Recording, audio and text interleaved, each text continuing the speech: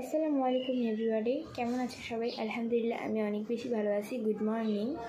তো আমরা হয়তো ভালোভাবে শুদ্ধভাবে বাংলাও বলতে পারি না। পারি। কিছু মানুষ রুটি বলে উটি, আছে অনেক মানুষ। তো আমরা বাংলার টপিকটাতে পরে একদিন যাবনি, তবে আজকে যে টপিকটা নিয়ে আমি এসেছি ওই টপিকটাই কথাই আমি বলছি।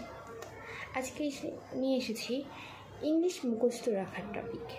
মানে যখন বিভিন্ন চ্যানেল বা আমার চ্যানেলই হোক, এভরিথিং মাইসুনের চ্যানেলই হোক, মঞ্জিনা আপুর চ্যানেল হোক, ওদের চ্যানেলে আমরা দেখতে পাই যে 7টা ইংলিশ অ্যালফাবেট দিলে আমরা খুবই ইজিলি শিখে নিতে পারি। 5টা ইংলিশ টপিক নিলে আমরা খুবই ইজি শিখে নিতে পারি।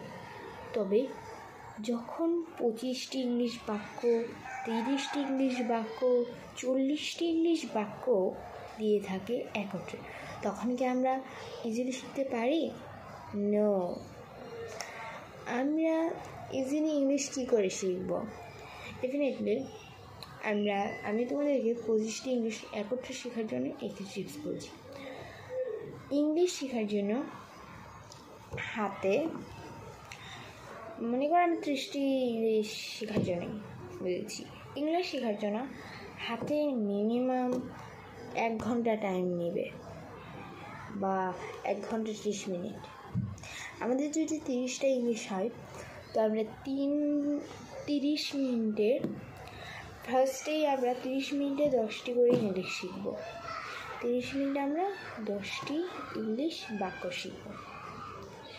সেকেন্ডে আমরা আর বাকি 30 মিনিট একটুখানি রেস্ট নেব। রেস্ট নেওয়ার পরে আরও 10টা ইংলিশটা আমরা একদম মুখস্থ করব। তারপর যে ইংলিশটা আসবে, তারপর ওই 10টা আবার 30 মিনিটে কমপ্লিট করব। আবার রেস্ট নিব, অন্য কিছু করব। তো এভাবে আরও 30টা বাক্য একটু পরেই শিখব। তাহলে দেখা যাবে আমাদের ইংলিশ বাক্যগুলো সবগুলোই অ্যালফাবেটগুলো মুখস্থ হয়ে গেছে।